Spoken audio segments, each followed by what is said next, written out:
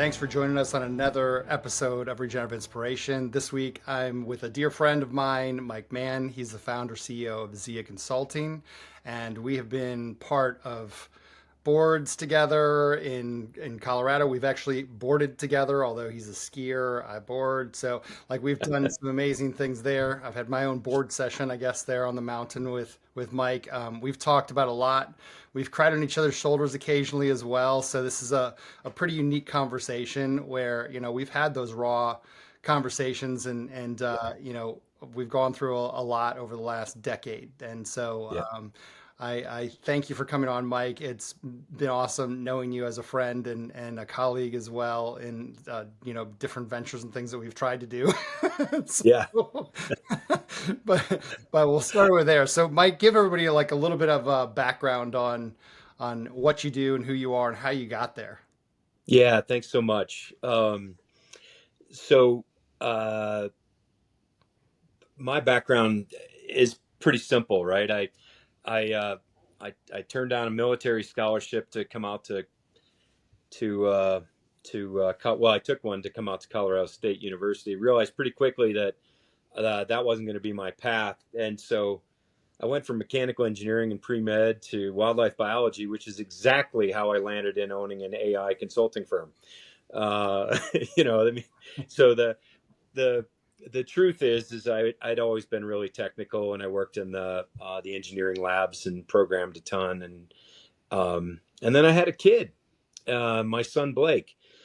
Um, Best thing that ever happened to me, next to my daughter and actually meeting my wife. We met early in college, 5 days before school started. That started me on my path, and we got married and had a kiddo, and I was really good at technology and really good at consulting, um, and and had always been a leader. And so um, GIS was as hot back then as AI is now, especially in Colorado. So I had a job before I finished my first class. I hadn't even had a degree. I kind of got started that way. Needed to raise a family and decided the academic route wasn't going to go.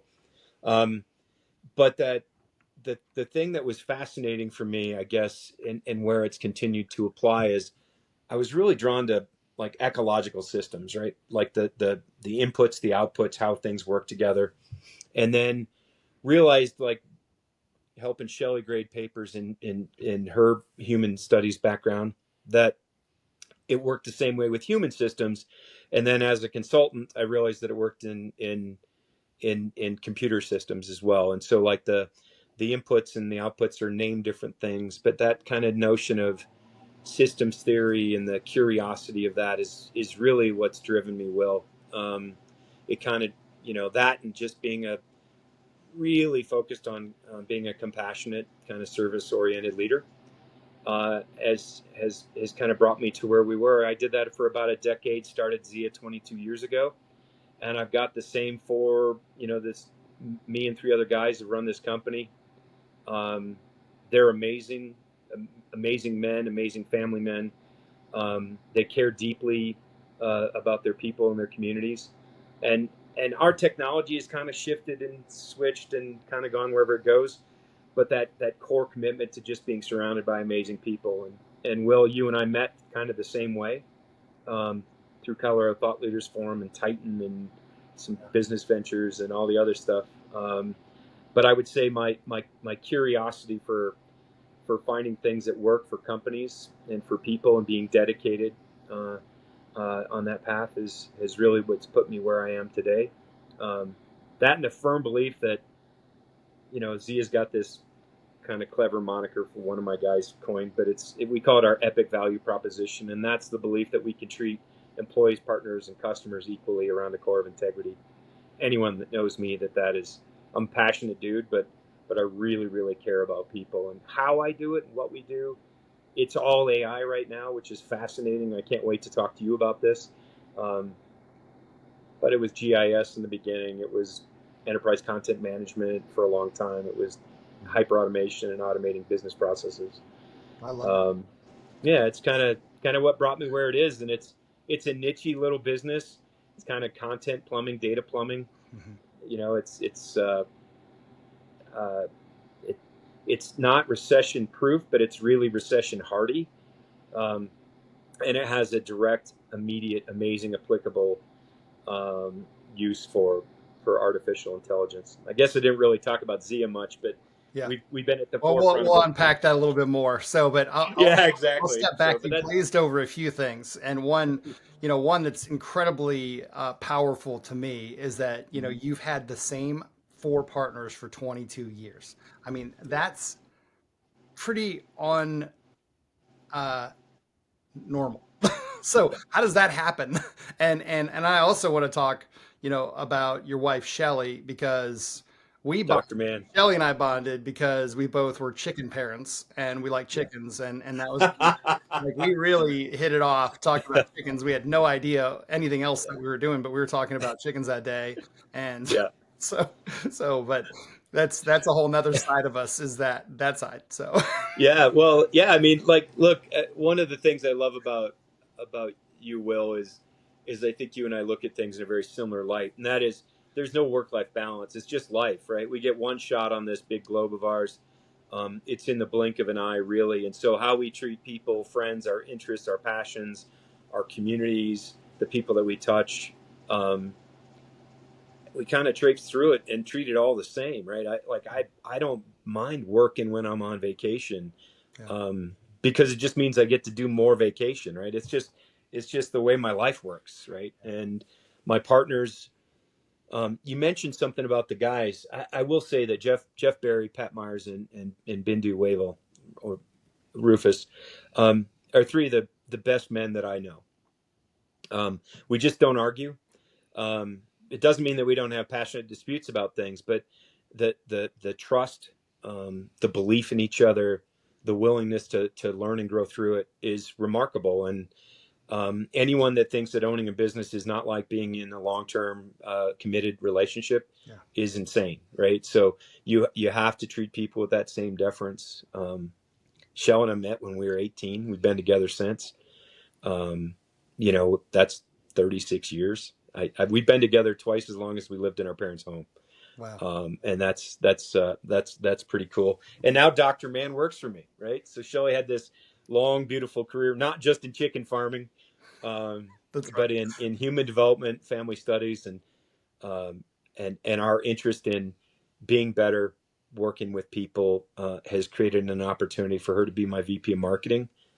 She's absolutely crushing it there, and I've got this brand new team that's helping me kind of go to the next level, and so yeah, it's super fun, man. Well, it has been fun actually how our lives have kind of have done this too. Because I mean, we have Uh, these veins of things like yeah, we were in Colorado Thought Leadership Forum together yeah, for yeah, a couple years, at least 2 3 years or yeah, something like that, and that was like before COVID and things like that. And then we yep, also became Titans in Colorado, and yep, then ultimately Hall of Famer as well. And now I think yep. you're the chairman of the board. I think of I Titans. am. I'm not sure what Yeah, that means nationally or locally. yeah, You have a lot of passion, and I think part of it is that program brings out a lot of great relationships and a lot of it does. places that you can interact with people from different industries, and then Yeah, ultimately create these lifelong relationships and friendships, even if you're not yeah, doing business with somebody. And I know from my perspective, I've got friends all over the country yeah, because of it, and so that's pretty amazing. And knowing that you and your wife get along so well, at least from what I can yeah. tell. We do. Yeah, yeah. That's true. Obviously, This is but public, you're so working together too, and talk about that. You kind of glazed over it a little bit, but I mean, yeah, it takes significant work, understanding, communication to be able to work with your spouse, right? yeah, And with the same partners for a long time. yeah. Dig into that a little bit more, so that those people that are out there, they're just starting a company that I've always felt like as an individual, you can go so far, right? Steve Jobs Agreed. talked about, you want to go Hundred. far, you go with a team. You want to go fast, you go alone, type of thing. Agreed. So, Yeah, 100%. yeah. And so it's like, Yeah, how do you pick the right team around you? Because you can always do more with the right team. And it's very yeah. hard, very hard.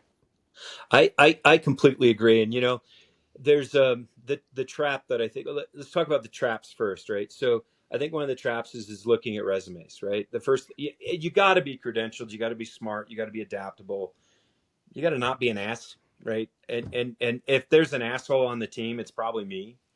And that's because I flirt the line between committed to something and attached to something. So when things are going really hairball crazy, I could be attached to the way I want it to go, and that brings out the worst in me.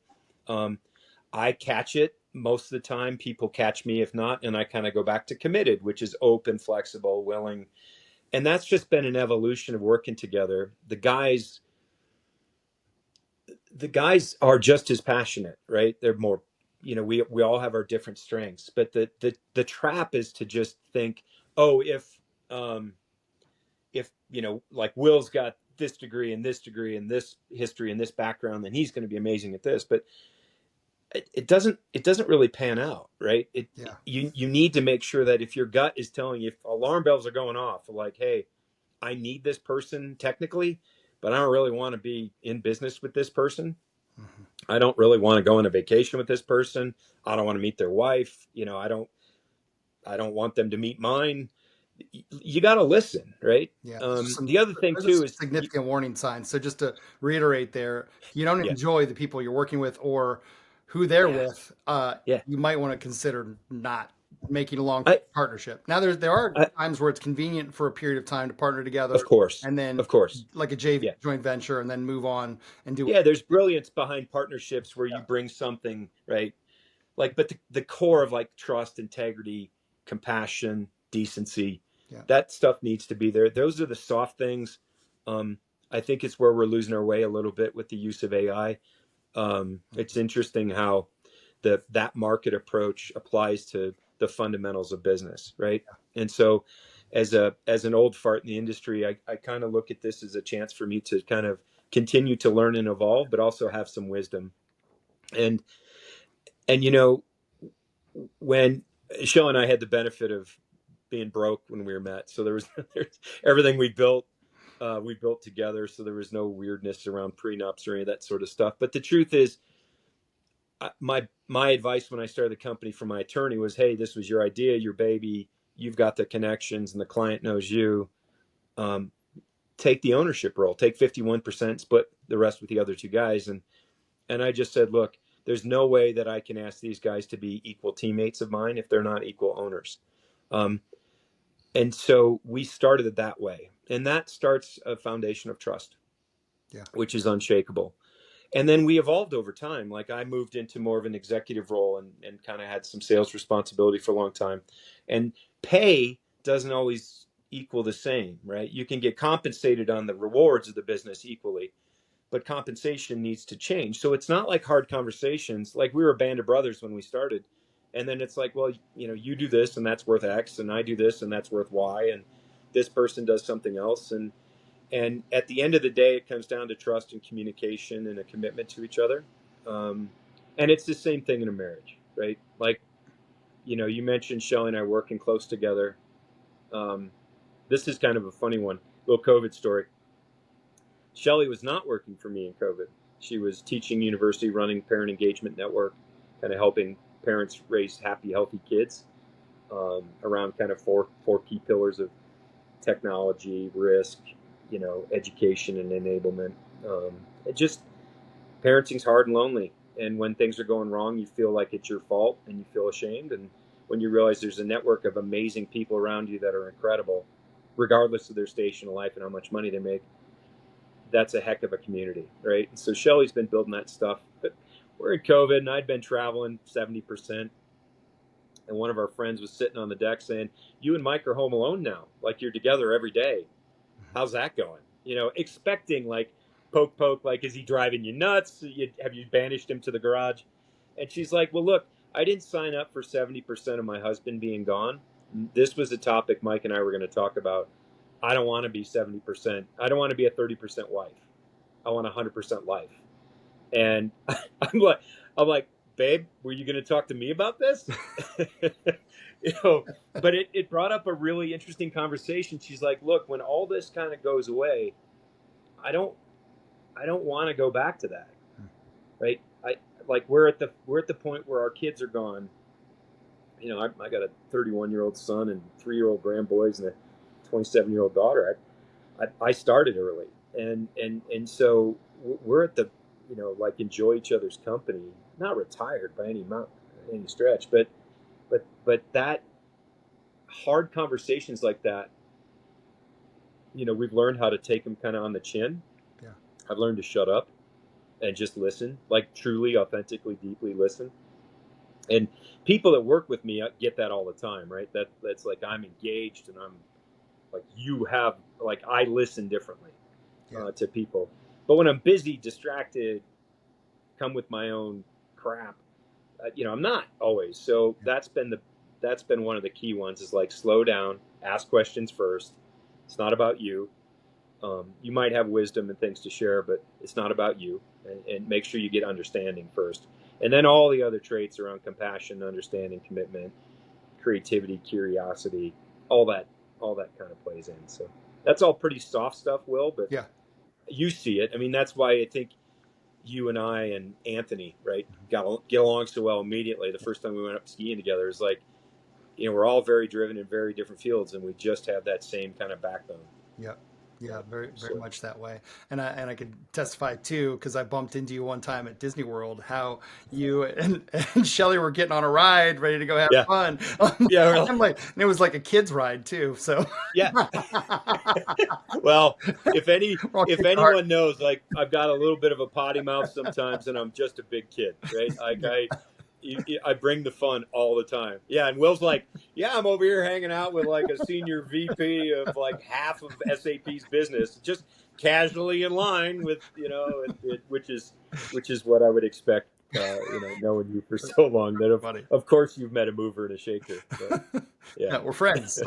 yeah, We are. yeah, We exactly. literally are. We're very close friends. So Well, and that's the point, right? yeah, Like that's yeah. the other thing too. I think that people need to remember when they're in business together.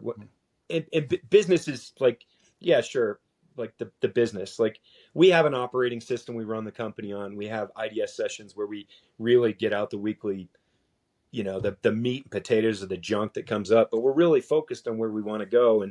And I think that's something that as you grow as an organization, whether you're using EOS or you're using any other kind of management system, you have a way that you communicate regularly. You Yeah. talk about the hard stuff. You measure yourself for the yardstick. So all this soft stuff I'm talking about, it's all Yeah. KPI and metric driven, right? Yeah. And we really kind of pull up the hard stuff as well. And I think it's just really, really, really critical. Yeah. Um, For those that don't know, not to KPI extract is a that. key performance indicator. So just Yeah, sorry. Thank you. Yeah. yeah, Try not to be Mr. Analogy. I know. Let's go to that a little bit because I know that both of us have had teams that have worked remote and both Yeah. have tried to maintain this culture.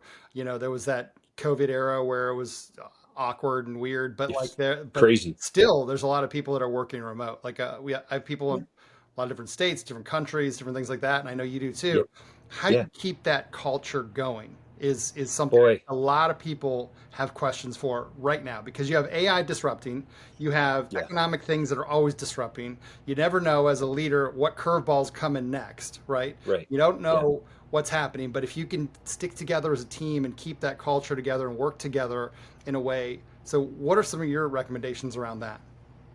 Well, I think that's such a great point, right? With COVID, nobody was hiring and everybody. So if you had a great core culture, it's super easy to keep culture together, right? Even remotely. We did all the weird stuff. We did Zoom happy hours and we did buy a meal, for your people and their families and like take out steak dinners and stuff like that. And so the cool thing about that is getting on like a CIO's radar, super easy because it used to be fly out, peg time, get 90 minutes, maybe an hour. Now it's like, you don't have 25 minutes, dude. Really? You don't have 25? And people are used to being interrupted and being on that. So on the business side, it's really positive. On the cultural side, that's work, right? Hiring new people. We're in the middle of that right now. And, we just hired this amazing young gentleman out of Texas. He moved up to Colorado. So that was an easy one, right? Roll him in, bring him into the fold. He's working from home, but I think as a leader, it's absolutely critical that you engage with your new people, right? And whether that's you or someone else, You need to really genuinely, authentically reach out and connect with these people. Let them know that they're part of the team. Um, Something we've gotten a little lazy on, but I still think it's a great habit, is get them some swag, get some gifts for their family. Let their family know, hey, we appreciate that you've joined something special, right? So, when you are busy and you're running around like crazy, you want to have it, people bounce back and say, hey, these guys take care of you. Like, I know that Zia literally personally looks out for you. Mike reaches out to you. The other thing that I think is critical is that we have a coaching policy. And Will, you and I've talked about this a little bit. Coaching, this is the best thing I've ever done for Zia. So how do I keep culture together? I've got some pragmatic tips on all that sort of stuff. But how do you keep engaged with an employee in Italy, or one in India, or in the Ukraine, right? Or Serbia, right? Those are real connections of business partner of ours that are part of our team, or employees. How do you do that when there's a missing culture? One, bring them in, make sure it's really cool, have onboarding just be kick butt. That's a part of it. That's one where we've had to remember as we're hiring again. We gotta bring on, like, what does it mean to be a Zia team member? How do you actually engage? Where can you go to find information? Where's all the historical stuff? But the coaching piece, I got to say, you got a boss, right? You might have a boss's boss. You might actually have a boss's boss's boss, right? Someone that's reporting up to me. So with coaching, what we do is it's 30 minutes every single week. There's a senior member of my team that has responsibility for 3 to really kind of up to 8 people. 8's a lot, to be honest. But it's like that 3 to 5 people is the sweet spot. And it's 10 minutes for the individual and how things are going in their life. 10 minutes for how they're currently doing and what kind of the work that they're doing, and 10 minutes for their career aspirations. And it's mandatory. Will, I'll tell you right now, every employee that shucked coaching has not ended up working for me. The beauty of it is you get feedback on projects right now, right? You get things of like, hey, Mike did a town hall. It was super confusing. Are we doing this? Like, am I going to wear a pager now? That's quick Because we changed. feedback too. If you're We having it every week, that's essential feedback. Yeah. it is, and I don't have the ability. When we've got 60, 70 employees, I don't have the ability to have that high touch Mhm. place anymore. But I know this is something that scales. So that, and I have management teams that meet weekly. So if someone can say, hey, 3 salespeople heard something from Mike, they don't understand it. It was confusing, and they're conflicting with the VP of sales. What's going on? We get to address it immediately, right?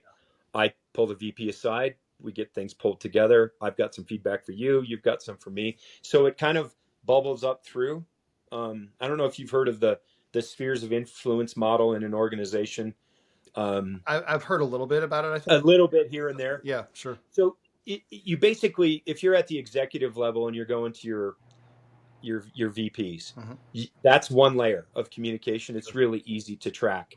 If you're now going to mid-level managers, you got to drop down a level in your communication style, because otherwise I'm talking way over the middle manager level. Okay. And then if it's to the folks that are kind of the folks that are really just doing the work, I'm 3 levels removed. So if I'm meeting with that individual and they're talking about the nuts and bolts of like an API segment that's not working, I'm like, how does this apply to a piece of business relevance for me, right? Yeah. Is the client happy? Are we on time?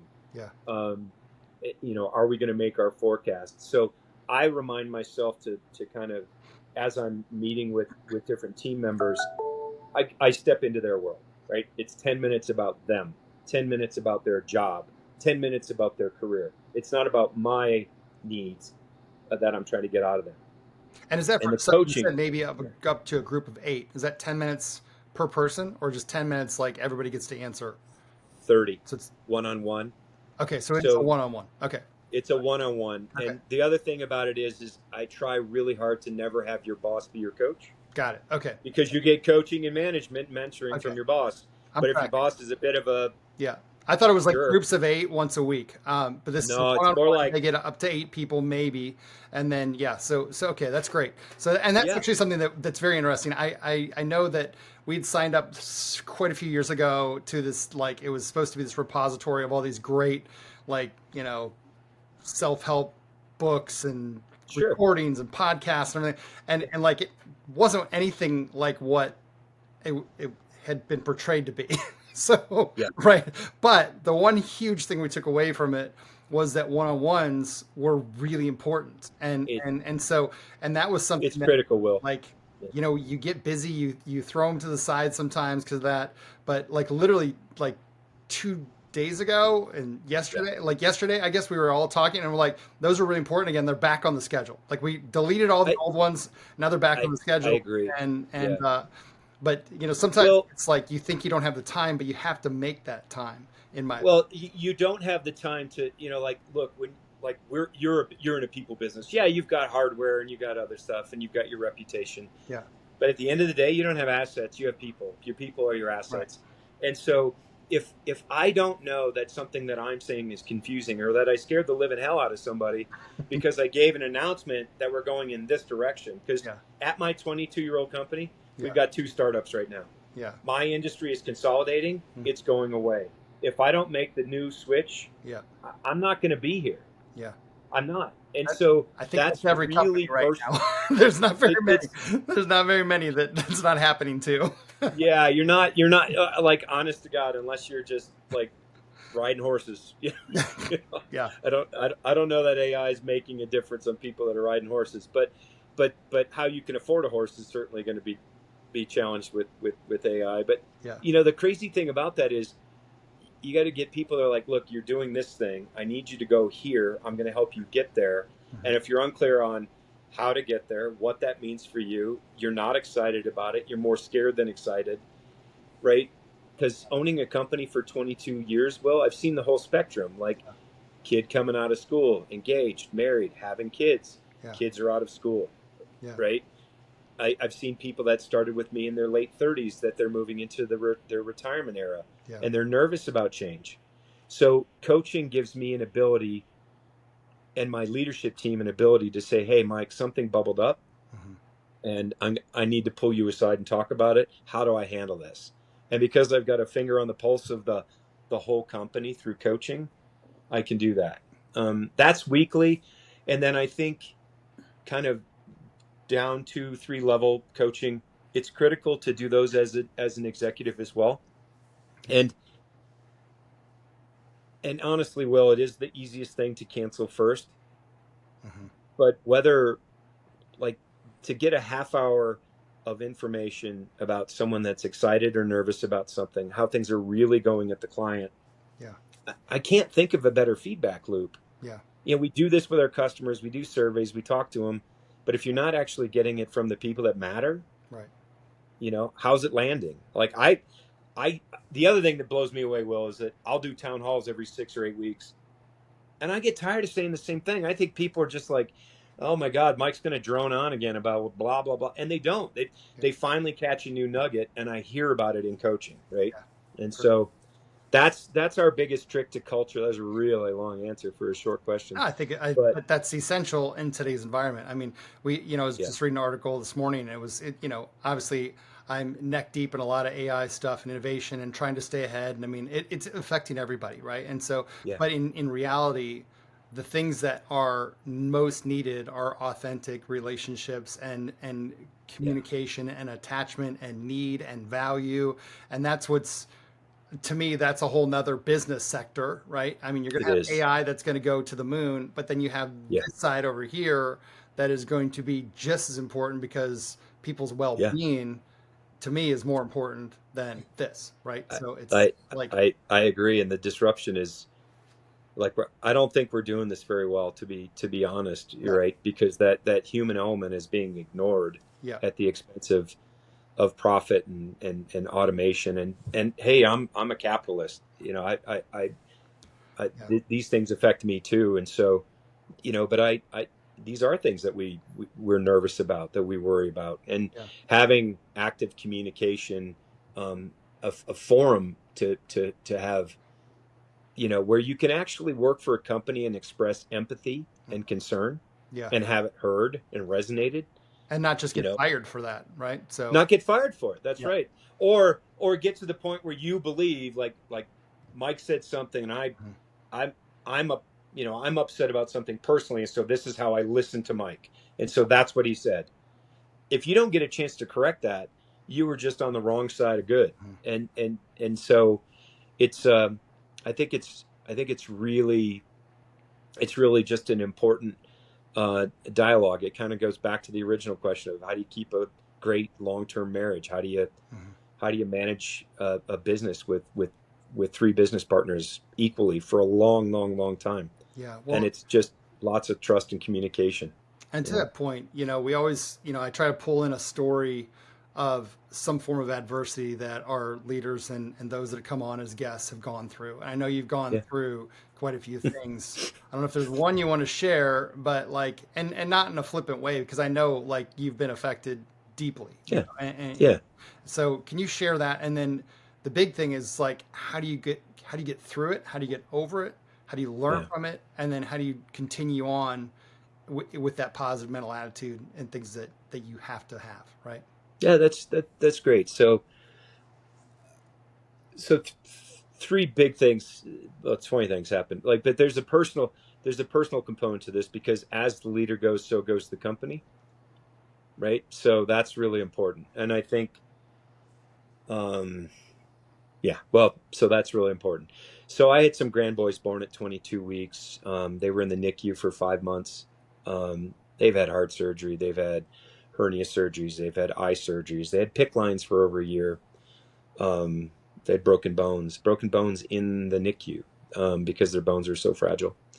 My daughter-in-law, the mom of the twins, got cancer right after they came home. She was fighting for her life, and my mother-in-law moved in with us at the same time, because of a death in my wife's family. Um, so that happened, and then all 19 of my partners that we sell their products were acquired. My industry's collapsing. It's consolidating, and therefore commoditizing, and therefore collapsing, right? People don't want to spend money on enterprise content management. They just want it to work. They don't want to spend money on automation. They've already seen that it doesn't work. So I had to navigate those personal struggles, really come to the realization that some of my team, my leadership team, on the sales side, was the team that got me to where I needed to be, wasn't the team to get me over the hump into a new place, which is really hard, right? So if you're a company that cares about people deeply, and you got to make those kind of financially driven decisions, and you got to look and do kind of like, do I have the right people on the bus with me? And it's so flippant to say that, like, oh, you get the right people on the bus and then the bus figures Yeah. out where to go. Well, it's true, Will. It's really true. And so how do you maintain all that when, our son would call us and basically he'd kind of empty his cup into ours, Yeah.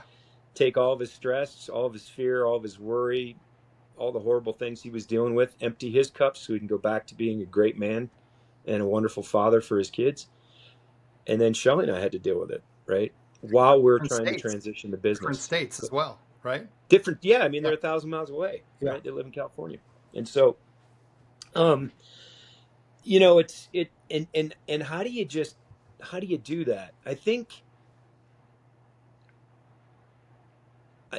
I, I've realized that I have a unique perspective to compartmentalize, right? So when you feel like you're out of control in a situation, whether it's work or life or business or whatever, you can't you can't let it just take you out. So, like, like, schedule it like 9 to 9:30. I'm going to go for a dog walk. I'm going to be a train wreck. I'm going to yell and I'm going to holler and I'm going to feel it all, and then I'm going to tie it off with a little tiny bow. I put it back in the box and shove it in the drawer, and I'm going to get on a call. And I'm clear where I want to go. I'm not clear if it's going to work, right? So I'm committed to the path that we're going to go on. And then you adapt, and you can call it pivot, you can call it change. Um, when you're in an engineering, kind of software engineering background with people, the thing that people hate the most is when the CEO comes in and rips out from what they're focused on right now, and during that time. And so what I do in that particular instance is kind of go back to the management structure. If coaching is a backbone of where you need to be, and you've got a year-long goal that you need to get to, and you're not quite sure how to do it, you break it down into quarters. And then with quarters, like for us, sometimes we're on a 2 or 3 week development cycle to hit those things, and a selling cycle to hit those things, and a feedback loop to hit those things. And so we've kind of integrated the ability to have rapid feedback with our management built into these weekly meetings, where we've got the goal, we've got the performance metrics, the KPIs, the rocks, whatever you want to call them. And then we deal with the hard stuff weekly and say, okay, rather than me come in and change the team because we've got a deliverable in 2 weeks, let's assess if that's going to get us where we need to be. And then in 2 weeks, we'll kind of do a 2-degree shift to change the direction of the business. Will, I'd love to say, I'm deeply spiritual, and that's where I get my stuff. I always tell people God and I are good, but I have a firm belief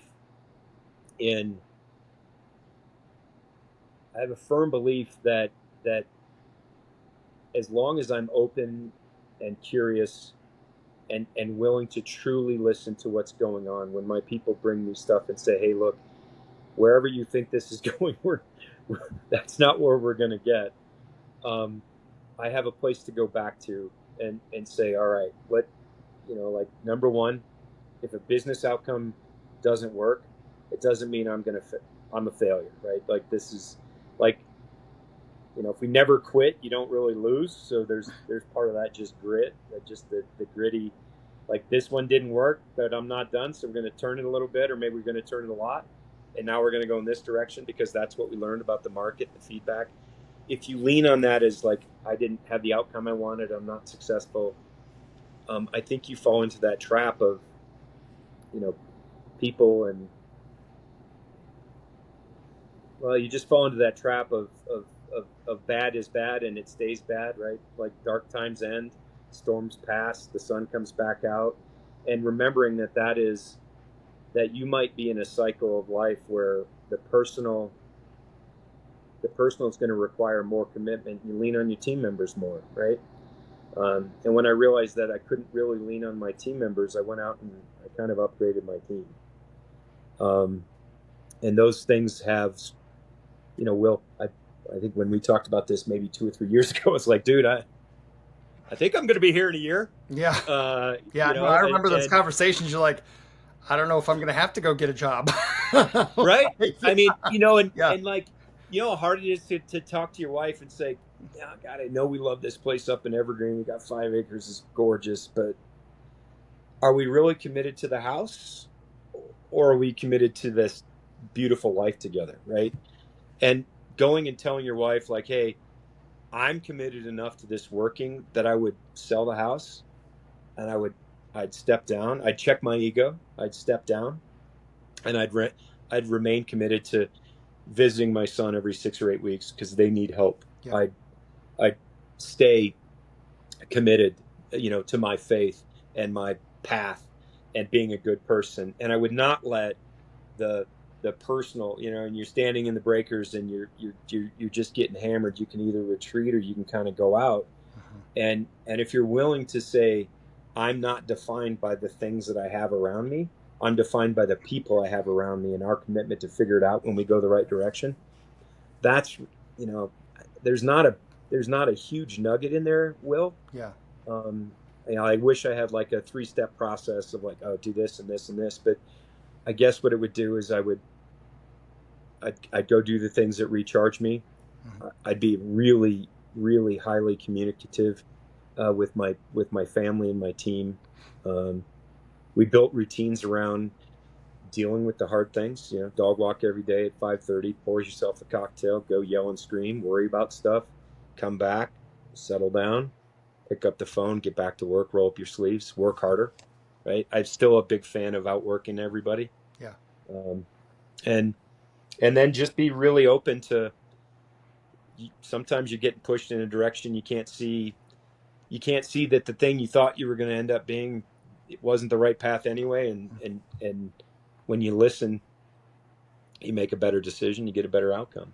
Yeah. So Well, I heard a few things in there. One was, obviously you take a little bit at a time. You take that portion there. You have to keep moving.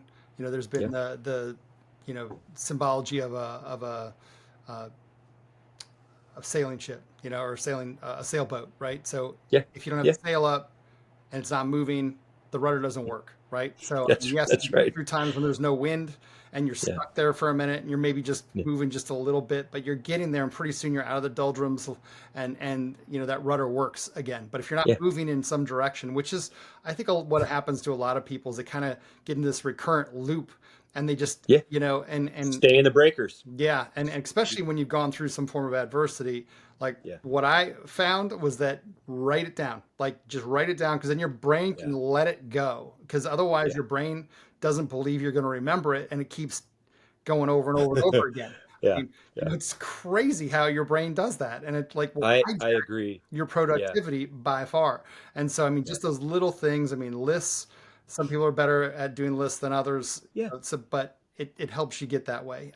But Yeah. like that's the whole thing. Well, what you're describing is kind of our management philosophy, and I do use it in my personal life. It's like, all right, I'm like, I'm working 16 hours a day. I'm flying around a bunch again. I do get to take my wife on a lot of those, which is really fun. Um, Kids need us. Committed to being fit. In your mid 50s, you don't want to be fat. You want to be fit, and so how do you do all those different things? And it's like, all right, look, we've got a North Star that we set. We believe we're going to get there. And that's another thing too, that you were talking about human belief and behavior. Mhm. If you don't write stuff down, get it committed, know when you're going to address it, right? Like the little example I gave, 7 to 7:30, 9 to 9:30, whatever. I'm going to go freak out and I'm going to put it back in the box Mhm. and I'm going to stop freaking out. I got to get back to my other commitments. Yeah. Well, Um, what I heard there was that you go out and you walk the dog, and then you go have a cocktail. So I was just wondering. That's what I heard you say. Like okay, he's walking the dog at 7 to 7:30, then going to have a cocktail. I'm like, he means in the evening. How many times did you walk your dog that day? Like I mean, seven, Depends on, seven. got a really fit dog. I'm staying. But you know that I'm staying fit by the, walking. Then I have my cocktail. My dog is really fit.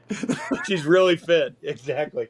Yeah, that was the other habit is Yeah. happy hour every day for COVID. That one had to change. Yeah. But Yeah. I think if you're clear, right? If you believe, like if I believe that my son is happy, sane, and solid, right? And he had childhood cancer, it's forever cancer. So he said something fascinating to me. It's like, Dad, if I don't believe the boys are okay and Bree's not going to be okay, I won't be okay. And then the boys will have two parents with cancer because stress and overwhelming fear Yes. will bring it back up, right? That's We right. literally manifest these things. And that's something he's learned about for his body. And so I can't show up for my son in a place where I'm more worried about his future. I have to align to that, right? So there's the goal, the North Star, the thing that we will get through this. This is going to be messy. It's a Mhm. it's a it's a crap show. But we're going to get there and the business is going to turn. And damn it, I don't really want to sell my house. I haven't, by the way. Yeah. But and that's what I'm committed to, and those are in the future, and I believe we're going to get there. And that simple thing of I have time on the schedule to address it. I know the big things that I have to get done, right? This is basically an operating system, right? I got a year-long goal. I break it up into quarters. I knock them down into weeks, and I have a place to deal with the hard shit. Yeah. And the hard shit, half the time when you're focused on the right things, the hard shit just falls off. Yeah. Whether that's fitness, right? Like 2 dog walks a day, same as a 30 or 40-minute bike ride, right? Doing some push-ups in the morning for 10 minutes and sit-ups and stuff like that. It's not hitting the gym, Yeah. but you keep the saw sharp, right? And so you just kind of make micro adjustments, but you kind of keep leaning towards your North Star. And I think if you believe you're going to get there, the thing that you just said that struck me is if you write it down, you know when you're going to address it, you can let it go mentally. But if you truly believe in where you're going to go, that's more important than if you get there or not. Yeah. Like if you believe it's garbage and it's Yeah. junk, Yeah. right? If you need help, you need to talk to a therapist Yeah. and you can't see a path, talk to somebody. Right. But if you really truly believe you're going to find your path to a better place, and that's what you live into every day, Hmm.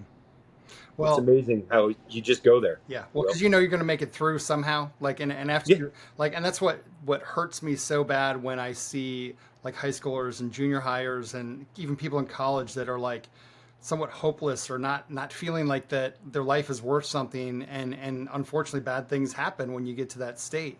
And Yeah. you know, there's the story, like when I first moved to Colorado, like it was really important because I knew I was going to go in the backcountry and do hiking, different stuff, to take survival courses, and that was to prepare Yes. myself. And Yeah. one of those things that in survival courses it teaches you is you can live 40 days without food, right? That's Yeah. a long time. Okay. I mean, Some of yes, us a little more. you might be able to do a little bit more than that. Got 60 in me. I got it's all those cocktails. So, Damn it. but then you can live 4 days without water, 4 minutes without air, right? 4 seconds without hope, Yeah. because every year, this year, no different. There was a hunter up in the mountains, fully prepared with jacket and everything else, died overnight. Why in Yep. the world would they die overnight? Yes, it's Because cold, but you could they believe figure they're out stranded. a way. They didn't Yeah. believe they could make it some reason. Like, and it happens. But then you have the other guy that, like, you know, I can't remember his name, but the climber who gnawed his arm off after he was Yeah. jammed by a boulder and like crawled out, like what, 30 days later, 20 days, something like that. But Yeah. that he had hope. He knew, and he was going to make it through it. And I would, anybody that's listening to this, you're going to make it through. There's no Yeah. doubt in my mind you can make it through. You might have to Yeah. change your surroundings. You might have to change some of the people around you, because the people that you're around and surround yourself with are those people that are going to, you're going to become like. And I think that's what a lot of people forget about too, is that you have to have good, positive people around you, people that are selfless in their own way, but you're not taking advantage of that, because it's a give and take. You know, just that Yeah. relationship is always important, that there's this equal opportunity of being able to help each other out and empower each other. And that's what so many people are missing, but that's the hope I wish I could just pour into the younger generation right now, because I think they're feeling a little hopeless with a lot of these changes. Like, they were told to go do this, they were told to go to college, get a degree in this, they were told to do this, and now they're like, well, there's no jobs in that, you should go be a plumber. And it's like, you know, that's not a good way to like leave Yeah. anything. You know, it's like, okay, so No, now it's not. be a digital nomad, great, go do that. No, go be a YouTube, you know, star, whatever it might be. Like, I mean, it's like, it's changing, the world Yeah. changes, but you are steadfast in your own hope and in moving forward, knowing that you're going to be able to make it through. So, I mean, I think, you know, we've talked about this before. Like, you, if we got dropped in any country in the world, this would be a fun show. Dropped in any country in the world, I think even if we couldn't speak the language, we'd figure out a way to Yeah. communicate and be able to live in harmony with those that are around us. As long as it wasn't like, you know, we're told to be killed or whatever else. I mean, the Right. Right. and all Right. the other political stuff and everything else. Let's just get Right. through that part. But if you drop Yeah. us anywhere, I think we'd be a benefit to those around us. Yeah. There would be a benefit of that camaraderie, and I think that then you can gain, you know, movement in one direction. That sailboat can start filling up, and you can start using the rudder to go there. But I think, you know, you have to be looking at how you can pour out more, because then it fills back up. It's just like a principle all the time, you know. So I will. I just, in every way, I completely agree. I mean, you know, when you look at, like, half the time when I'm, you know, like, well, I always wear boots and a ball cap, right? I never notice I have a shine on my head because I always have a ball cap on, cowboy hat. we have Um, similar looks. I know it's, yeah, we're very, Hey, very my gleaned. dad always said bald people are coming out on top.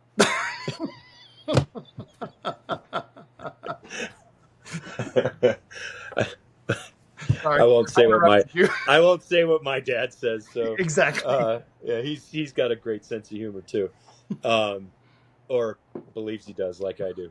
But you know, when when I'm in a situation, great example, right? My wife and I just got back from Moab, and we had some trailer light problems, and one of the, you know, the battery, I had a short, it fried the board and fried the converter and all this other stuff.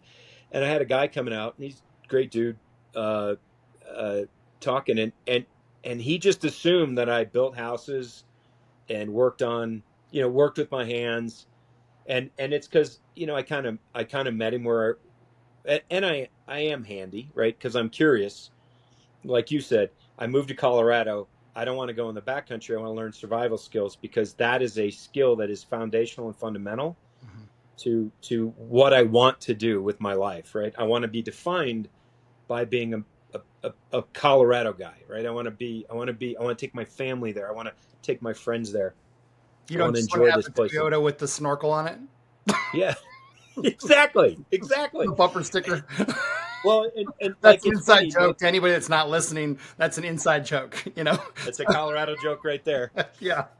But like, and so I'll deviate and stay on that one for a second. But like, my daughter won't backcountry board or ski with kids that aren't Avi certified Yeah. and aware, because she knows that, like, the only thing that's more dangerous than a backcountry skier or snowboarder with no training is a mid-20s kid on a motorcycle in a canyon in Colorado, right?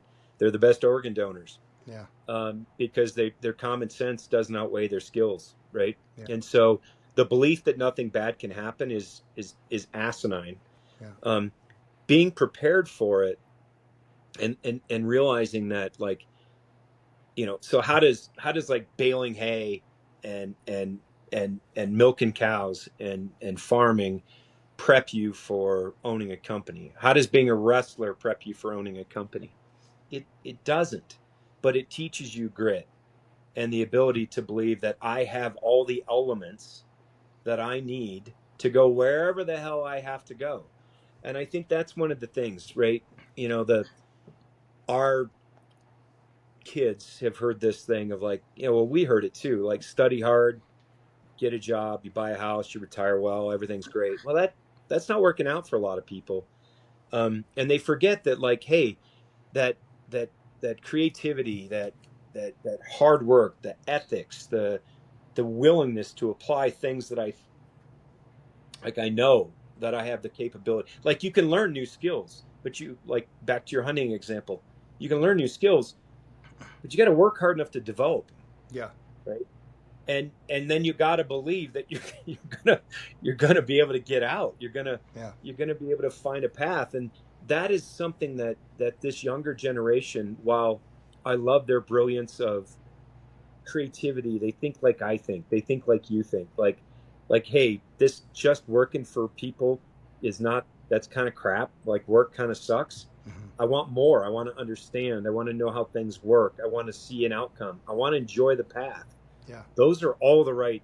Those are all the right elements. But the grit, the hardiness, the, hey, I went to school for software engineering, and now there's not, like, a lot of entry level software engineering jobs. Yeah. So can I out hustle, or how do I learn, like, where the failings are in AI, and then kind of some of those softer layers, will, Right. of communication, empathy, creativity, Mhm. connectedness, understanding that change is happening whether we want it or not. Right. It's here. It's happening in our daily lives. Right. So you just have to adapt and say, look, I'm going to find a path, Yeah. and I don't know what that looks like. And it might not be the world's best badass Python programmer.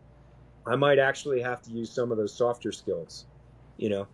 But the principles of learning how to write that software, you start to look at the deficiencies that are over here and here and here and link together. 100%. There's so much opportunity right now in being able to link different AI platforms together.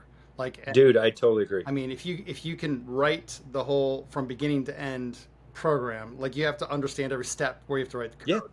So Yeah. look at all those steps, make the process work. Doesn't Yeah. matter if you're like white labeling this or buying this or licensing this or having to create this part.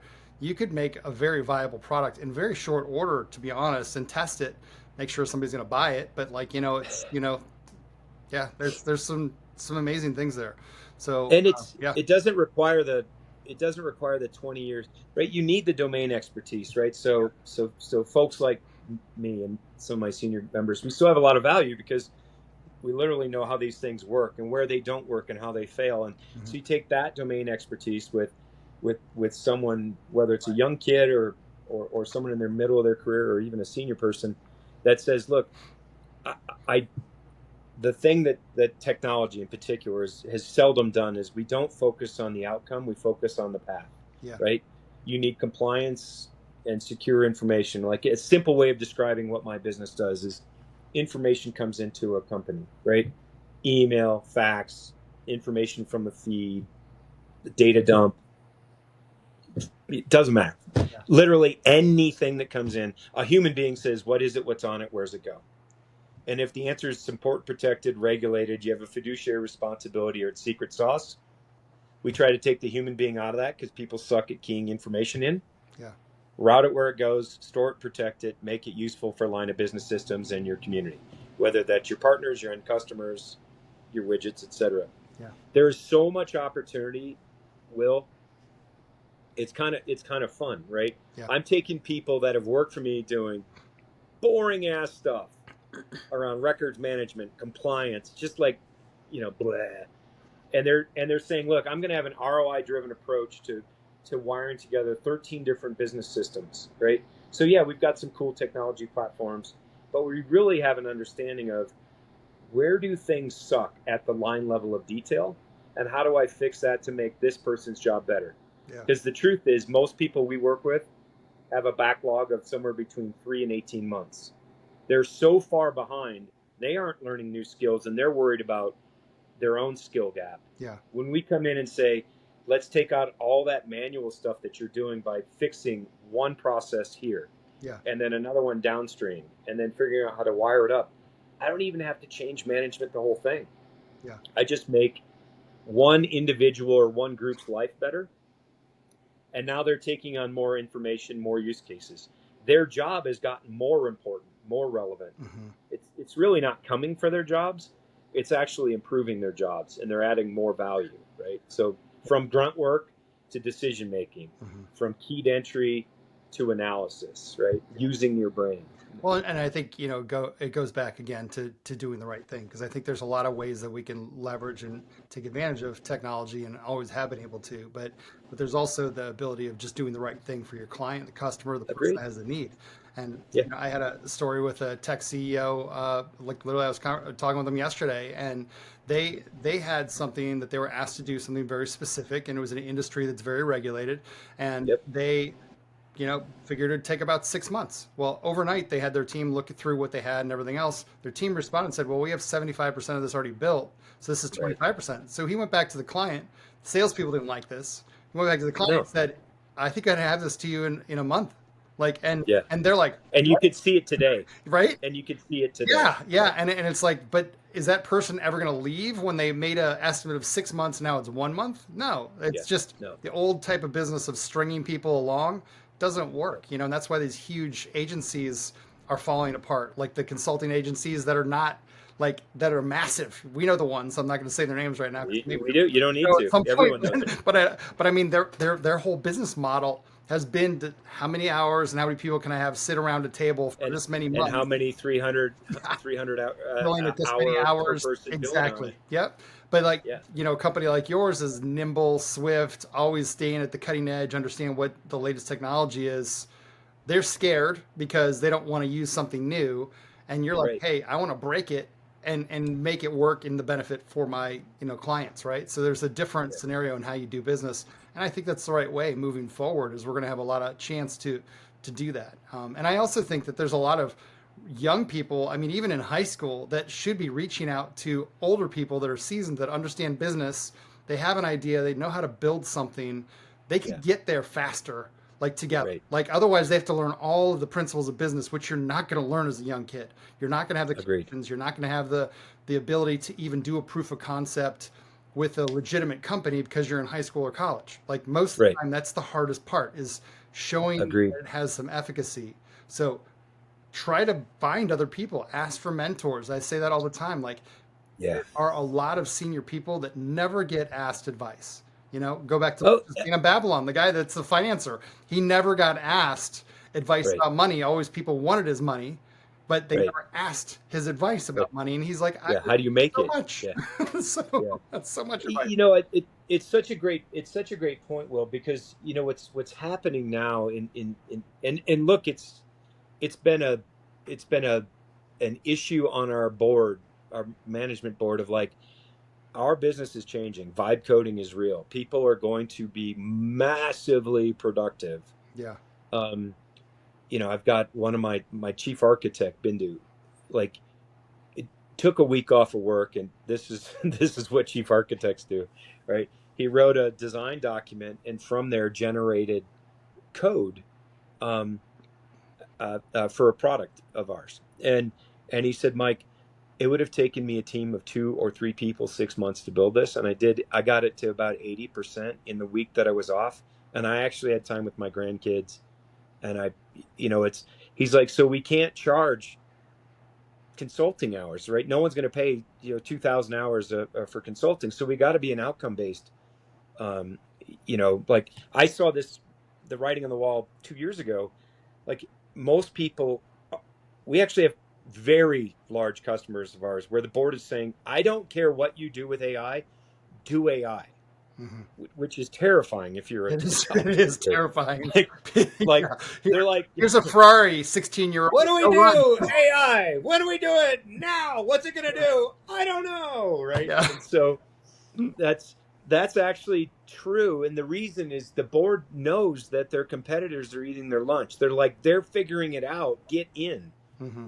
So we, by the way, as a small company trying to tackle that, you're competing with Salesforce and ServiceNow and Yeah. Workday, and my God, everybody's got bots and agents and something. Yeah. So what did we do? We went back to what we're best in the world at and said, if I focus here and I can drive an ROI and I can prove it with the customer and I can have that conversation before they give me much information because I have so much depth of knowledge, I can show them new business models and ROI, decrease in their backlog. The upside for me is I can take on managed services, right? If you don't train your team, you aren't going to be ready. So get them on AI, give me the boring shit, Yeah. right? Let me fix your manual processing time. What does that hit? Board level directives will, Yeah. right? Dazzle your customers, increase backlog, reduce costs, net, 10% Hmm. organic growth. That's impossible for almost every large company to deal with. Hell, every small company. Yeah. But when you go back to like, I'm good here, I can solve problems I never solved before, and I don't actually have to change my domain space. Yeah. It gives me a place where I could worry about all the things in AI, or I could just go, how do I do what I'm the best at and fix that? Yeah. And that's where passion, interest, curiosity come in. And that's where, like you were saying, you might have kids that are better at building workflow automation modules than you'll ever be, but you have depth of knowledge. And when you pull in kind of this rag, this wild group of misfits and say, look, we're going to provide structure and an ROI, and it has to be outcome driven, and you fill in all the details. Yeah. But it requires changing your business model and your pricing. And yeah, so it's fun, it's scary, it's nervous, it's nerve wracking. Last bit of a quiet, last bit of advice, because I mean, an hour blew by, Mike. So Holy cow. an hour blew by. So like, I mean, normally we try to keep it about an hour, so we can keep going, or maybe we just do round two, ding ding. So Round two is probably we'll good. do Maybe a little more structured we'll for do round round two to two start in out wondering. person on the mountain or something. So that would be a kind of a Perfect. fun one. But Yeah. I think we went through a whole lot. I don't even know that we can sum it up. I think that it's a fun conversation from a standpoint of you've seen a ton. Hopefully, people were entertained and pulled something from this. If you're still Yeah. listening, thank you. to, Yeah. Yeah. Exactly. to share, like, and do all the other stuff that you're supposed to, that I'm supposed to tell you to do. But like in Yeah. reality, if it's benefited you, let us know, because it encourages us as well. But just know that Yeah. you can make it through, and there's people around that care. Reach out to either one of us. We take random calls. Just I It's get true. way too many people hitting me up though and wanting to sell me something. So I don't mind being I don't mind being sold, but don't do the bait and switch. So Yeah. yeah, Exactly. Bet, happy bet, happy to help you in whatever you want, but yeah. just know that I might not be buying what you're selling. So, Hey, amen, brother. Hey, last piece of advice. I think I'll put it back on our friendship is surround yourself with amazing people. Be humble. Stay super curious. And grit. You know, Grit and gratitude. Those are two of my favorite words. Grit is never give up, right? And gratitude is don't be an ass along the way. And when you surround yourself that are with like-minded people, um, all you do is come out of it lifted and inspired and motivated to go get back to it. So Yeah. Yeah, that's how it ended. Well, I love it. Thanks, brother. All right. Yeah. Until next time, thanks for joining us on Regenerative Inspiration. And I'm sure we'll have another conversation maybe on the mountains. We'll call it a board meeting because I bored. Remember what I told you about skiers? We could have 2 board meetings. Remember how I hate waiting for skiers? That is still one of my favorite stories ever. Never tell Mike Mahon and Anthony that you're, as a boarder, you wait for skiers. It's a good way to be on your butt, never being waited for. We had a great time. You didn't have to wait. We did. We flew. Thanks, buddy. All right, man. Appreciate it. Bye. Yeah. Take care. Bye.